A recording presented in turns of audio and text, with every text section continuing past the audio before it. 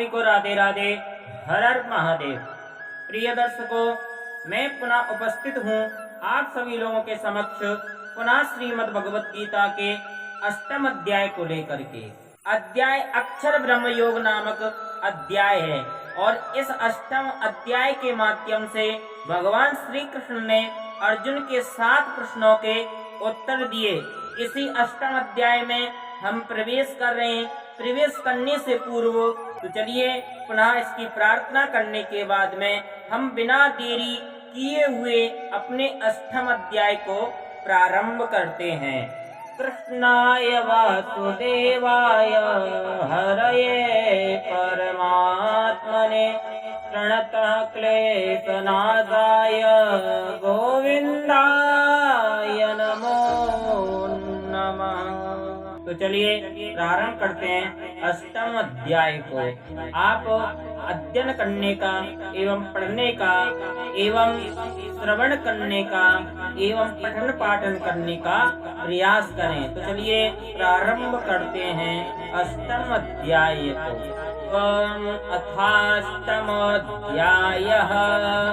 किं तद्ब्रह्म किमध्यात्मं किं कर्म पुरुषोत्तम अधिभूतं च किं प्रोक्तमधिदैवं किमुच्यते अधियज्ञः कथं कोऽत्र देहेऽस्मिन् मधुसूदन प्रयाणकाले च कथं ज्ञेयोऽसि नियतात्मवित् अक्षरं ब्रह्म परमं स्वभावाध्यात्ममुच्यते भूतभावोद्भवकरो विसर्गः कर्म संगितः अधिभूतं क्षरो भावः पुरुषश्चाधिदैवतम् अधियज्ञोऽहमेवात्र देहे देहभृतांवर अन्तकाले च मामेव स्मरन् मुक्त्वा कलेवरं यः प्रयाति समद्भावं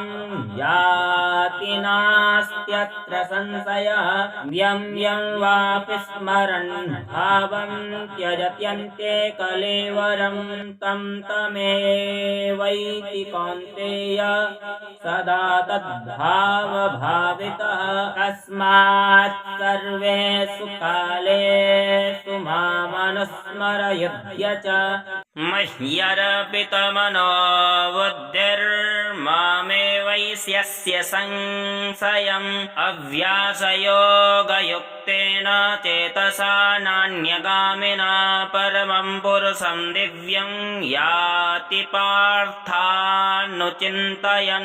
कविं पुराणमनुशासितार मनोरणीयान् समनुस्मरेद्यः सर्वस्य धातारमचिन्त्य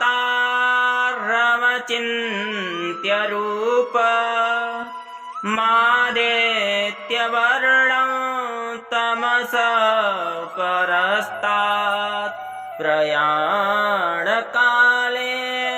मनसा चलेन भक्त्या युक्तो योगबलेन चैव भ्रुवोर्मध्ये प्राणमावेश्य सम्यक् सतं परं पुरुषमुपैति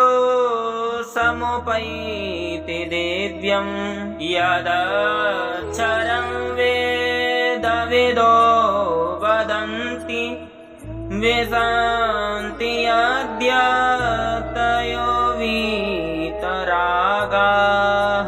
अब यहाँ से संन्यास योग और भक्ति योग से परमात्मा की प्राप्ति के बारे में बतलाया गया है।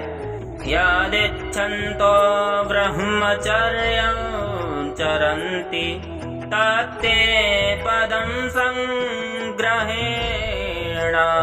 प्रवक्ष्ये सर्वद्वाराणि संयम्य मनोहृदि निरुध्य च मूर्ध्याध्यायात्मनः प्राणमास्थितो योगधारणाम् ओमित्येकाक्ष अक्षरं ब्रह्म व्याहरन् मामनुस्मरन् यः प्रयाति त्यजन् देहं स याति परमां गतिम् अनन्यचेताः सततं यो मां स्मरति नित्यशः तस्यां सुलभं पार्थ नित्ययुक्तस्य योगिनः मामपेत्य पुनर्जन्म दुःखालयमशाश्वतं नाप्नुवन्ति महात्मानः संसिद्धिं परमां गताः अब्रह्मभुववान् लोकाः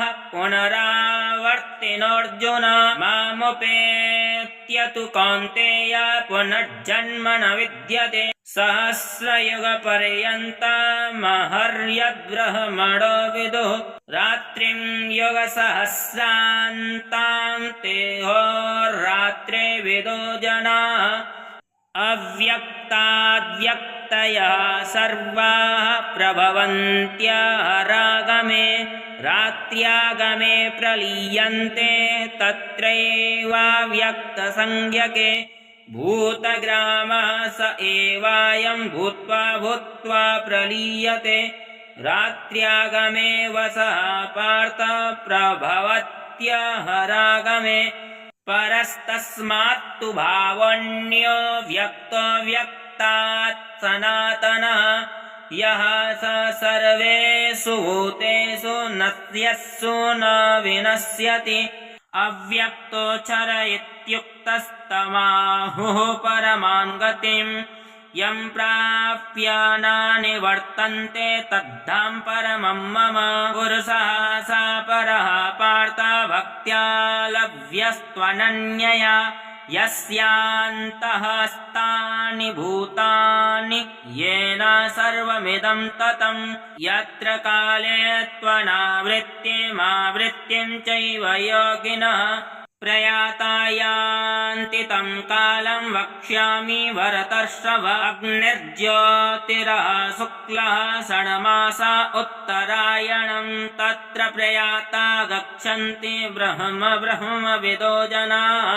धूमो रात्रिस्तथा कृष्णः षण्मासा दक्षिणायनं तत्र चान्द्रमसं ज्योतिर्योगी प्राप्य निवर्तते शुक्ले कृष्णे गति येते जगतः शाश्वते मते एकया यात्यनावृत्तिमन्यया वर्तते पुनः नैते श्रति पार्थ जानन्योगी मुह्यति कश्चन तस्मात् सर्वेषु कालेषु योगयुक्तो भवार्जुन वेदेषु यज्ञेषु तपःसु चैव दानेषु यत् पुण्यफलं प्रदिष्टम् अत्येति तत्सर्वमिदं विदित्वा योगी परं स्थानमुपैति